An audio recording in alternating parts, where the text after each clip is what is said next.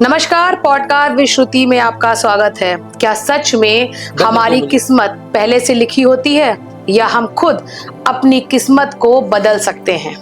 ग्रह, नक्षत्र, कुंडली, राशि ये आपके जीवन को कितना प्रभावित करती है?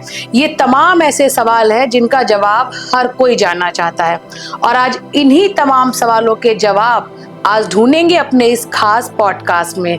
आज हमारे साथ हैं जाने माने एस्ट्रोलॉजर आदित्य पांडे जी। आदित्य, बहुत बहुत स्वागत है आपका आज के इस पॉडकास्ट में। बहुत लंबे समय से आपसे कांटेक्ट कर रहे थे कि आप हमारे पॉडकास्ट में आए और आज देखिए आप आ गए हैं। और सवाल बहुत है मेरे पास, सिर्फ ये मेरे सवाल नहीं है, कुछ ऑडियंस के भी। हमने ऑडियंस से भी कहा था कि उनके कुछ सवाल आपके लिए हो तो वो बताएं।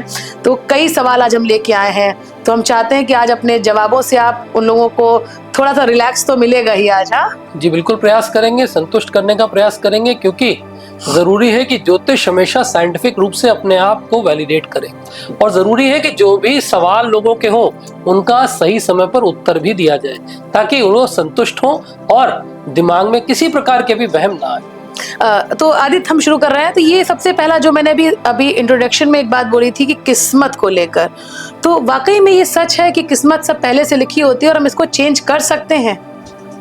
पहली बात तो ये कि भाग्य जो है ये दो पार्ट में बना हुआ है। नंबर 1 बना हुआ है कि आपका प्री अलॉटेड डेस्टिनी, वो आपको मिलता है आपके जन्म से। जैसे कि कोई बच्चा जन्म लेता है अंबानी जी के यहाँ, तो फिर उसके भाग्य में है कि उसको सोने की चम्मच मिलेगी, उसको लग्जूरियस लाइफस्टाइल मिलेगी। और एक बच्चा जन्म लेता है जाके किसी ऐसी माँ के यहाँ जो बेचारी अगले दिन सुबह निकल जाती है सोचने के लिए कि मुझे भिक्षाटन करना पड़ेगा और शायद बच्चे के लिए दूध भी अरेंज करना होगा।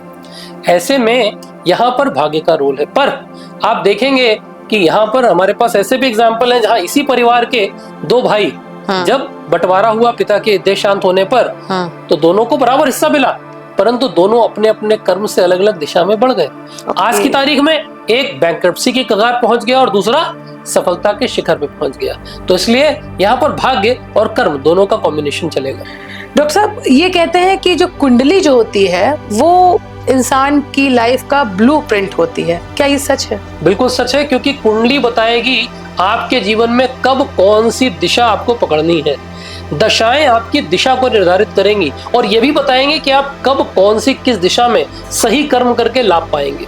ओके, तो अगर कुंडली इंसान की बनी होती है उससे उसके बारे में जानकारी मिल सकती है? जी बिल्कुल, बहुत से ऐसे लोग हैं जिनकी कुंडली नहीं है, वहाँ हाथ से भी देखा जा सकता है। अच्छा, कुंडली को लेकर भी ये कहा जाता है कि कुंडली सही होनी चाहिए।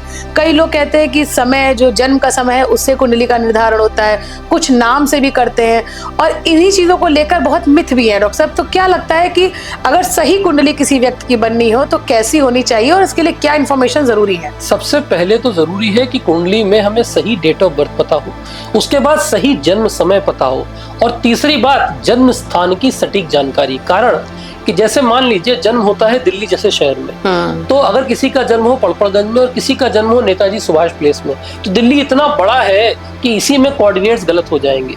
ऐसे में जरूरी है कि हमारे पास एग्जैक्ट हॉस्पिटल की भी अगर कोऑर्डिनेट हो तो बहुत अच्छा है। आजकल ज्यादातर बच्चों का जन्म हॉस्पिटल में होता है।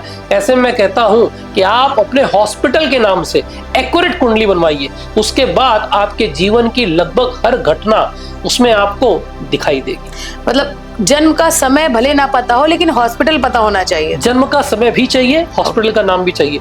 जन्म का समय हम रेक्टिफाई कर सकते हैं क्योंकि कालिदास ने उत्तर कालामृत में ऐसे फॉर्मूले दिए हैं जिससे निकाला जा सकता है कि जिस समय जातक का जन्म हुआ था उस समय ओटी में कितने पुरुष कितनी महिलाएं। अच्छा, उस जमाने में दिया होता था तो दिए में तेल कितना बाकी है ये भी लिखा होता था कि आधा तेल था, पौना तेल था, तेल खत्म हो रहा था या तेल पूरा था।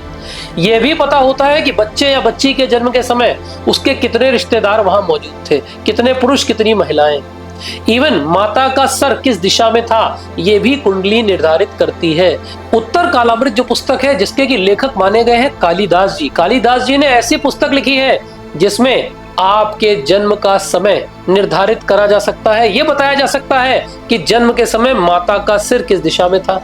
इतनी एक्यूरेसी पॉसिबल है अगर हम उत्तर कालामृत से कालिदास द्वारा दिए गए फॉर्मूले से लग्न शोधन और जन्म समय का शोधन कर दें।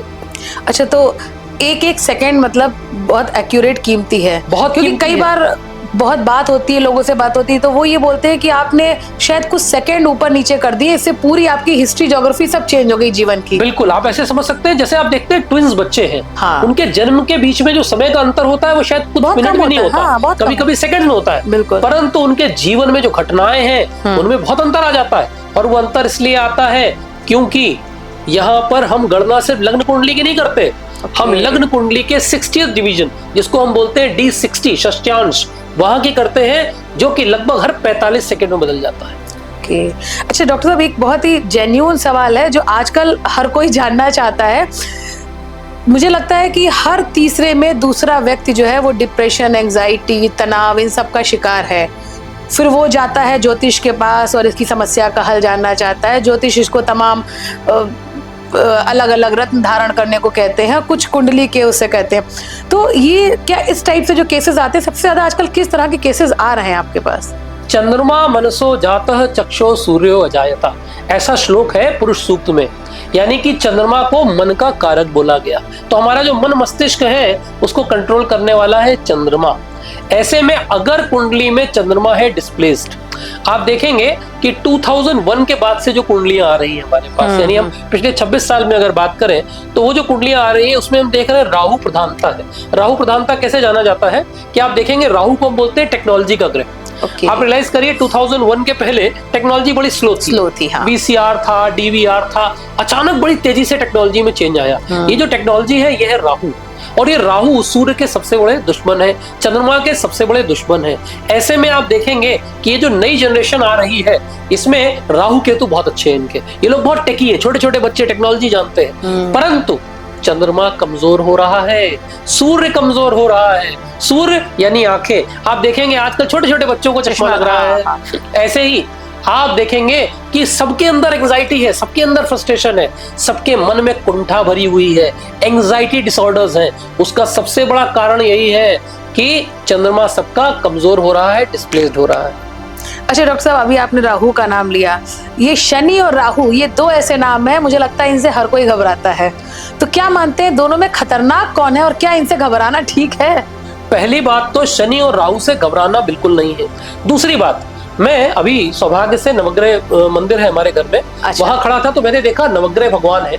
मैंने देखा सबसे ज्यादा जो पूजा हो रही है वो हो रही है शनि भगवान की, राहु भगवान की, केतु भगवान की। तो हमने रियलाइज किया कि बाकी भगवान जो सौम्य हैं वो कहीं ना कहीं शराफत में पीछे रह जाते हैं। जो एग्रेसिव वाले उनकी पूजा भी ज्यादा हो रही है। हाँ, क्यों? खुश, ताकि वो खुश रहे, ताकि वो प्रसन्न रहे, वो पीड़ा ना दे।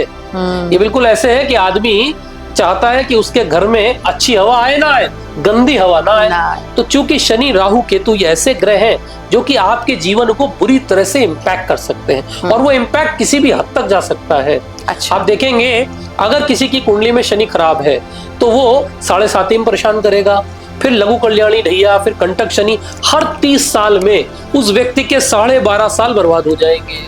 तो उसके जीवन में बचा क्या? बिल्कुल वैसे राहु केतु हर 18 महीने में ट्रांजिट करते हैं। अब पता चला कुंडली में अगर राहु केतु खराब है तो वाणी खराब हो गई, हेयर लॉस जल्दी हो रहा है, माताएं बहनों में PCOD PCOS हो रहा है, पेट संबंधी कष्ट है।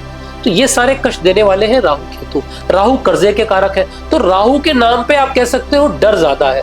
और दुर्भाग्य यही है कि दुनिया में मैं हमेशा बोलता हूँ भय की दुकान हर इंडस्ट्री में चलती है। तो कहीं ना कहीं शायद ये भी एक कारण है कि उनके नाम पे बहुत ज्यादा भय फैलाया जाता है, जो कि नहीं फैलाया जाना चाहिए।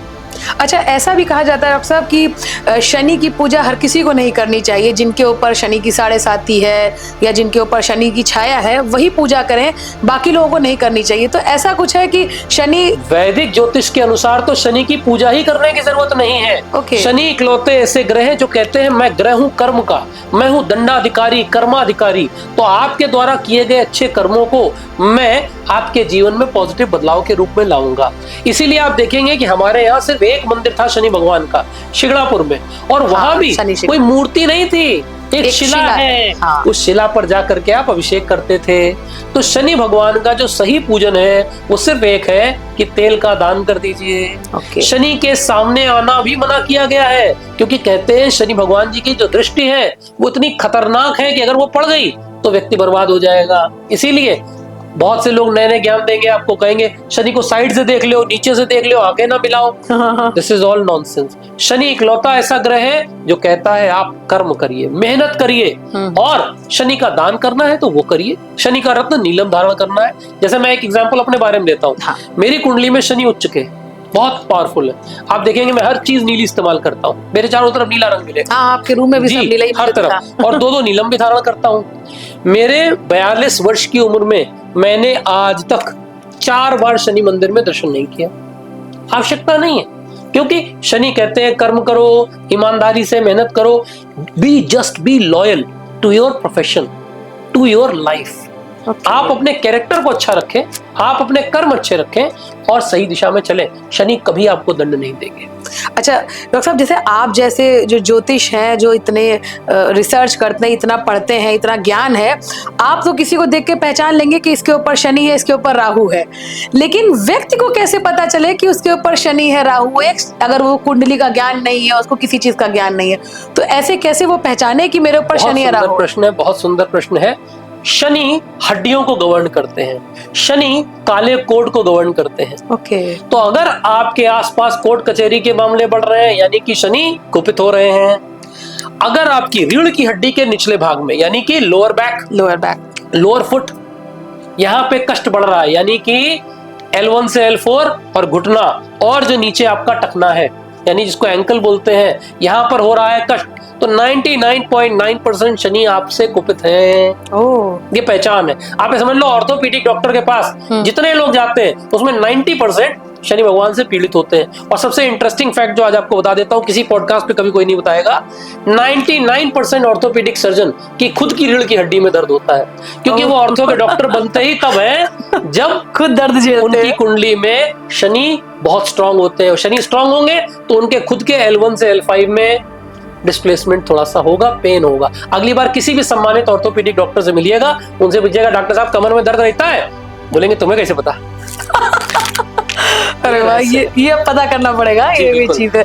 बहुत बहुत इंटरेस्टिंग बात आप बता रहे हैं और अच्छा भी लग रहा है। मुझे लग रहा है हमारे दर्शक भी आज जो पॉडकास्ट देख रहे हैं वो इस पॉडकास्ट को छोड़ के जाने वाले नहीं है।